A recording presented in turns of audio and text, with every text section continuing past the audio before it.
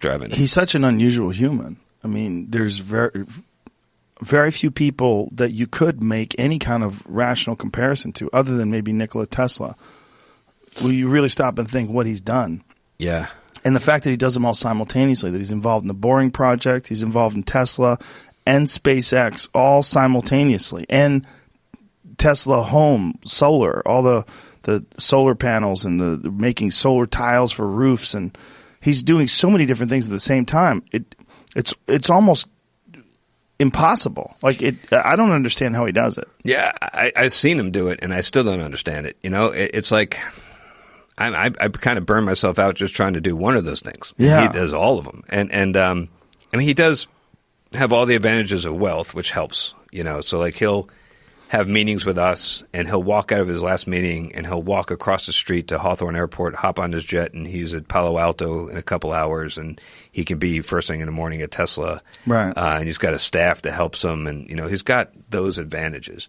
But that isn't in any way describe what he or that doesn't explain why he's able to do what he does. I don't know how he does it, to be honest. Well, he's the next stage of humanity.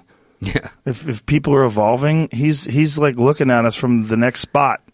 He's like, hey guys, I've got some ideas. Yeah, I mean, he's just an idea factory, and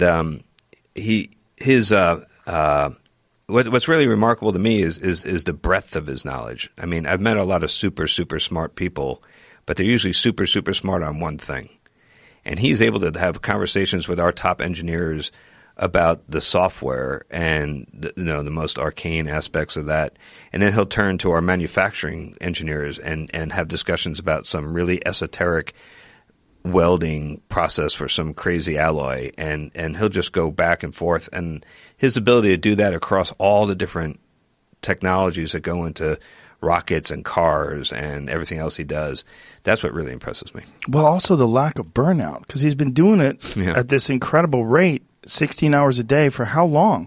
His whole life, I think. That's nuts. I know. And he's still hungry for it. And he's still taking on these new projects and new ideas. And yeah, at that pace, 7 years was about as much as I could take. I was like, I need to do something else. Yeah, I just don't. I'm very happy he exists. Yeah. But he's very confusing to me. I just feel so stupid when I'm around him. Like the conversations I've had with him, I'm like, God damn, I'm dumb. No. You gotta do what you gotta do with what you got. I won't go that far. So his ultimate goal is to create some sort of a colony on Mars, but he believes that this technology will continue to expand to the point where we will be leaving our solar system. We will be making human trips into other solar systems, into actual deep space.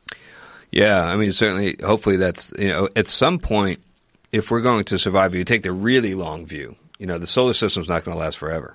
Right. It's going to last plenty long. And if my kids are listening at home, don't worry. They're freaking out right now, especially a 2-year-old. Oh, no, Daddy said we're going to die. No, we got plenty of time. Couple billion years, kids. Relax. It's not in our lifetime.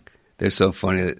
But eventually, we're going to have to find a new home if we're going to last forever. And we all hope that we last forever as a species, right? So, or at least most of us do. So, eventually we got to get there, but we got plenty of time. In the short term, the important thing is at least getting out, so we're not in just one place in the solar system, because this, something bad could happen to this planet, and we got no backup. Right, particularly if there is a natural situation, supervolcano, asteroid impact, or we're doing a pretty good job of trashing this place all on our own. Yes, we don't really need an asteroid to hit us. We're kind of going down the road of making this place uninhabitable. Well, what we need is someone like Elon who concentrates on the solutions. I mean, he's obviously got a full plate, many full plates, but someone like him to concentrate on solutions to some of the environmental problems that we've created for ourselves here. Well, that was the thought behind Tesla. I mean, so Tesla's kind of like Plan A, save this planet, and SpaceX is kind of Plan B, if you look at it that way.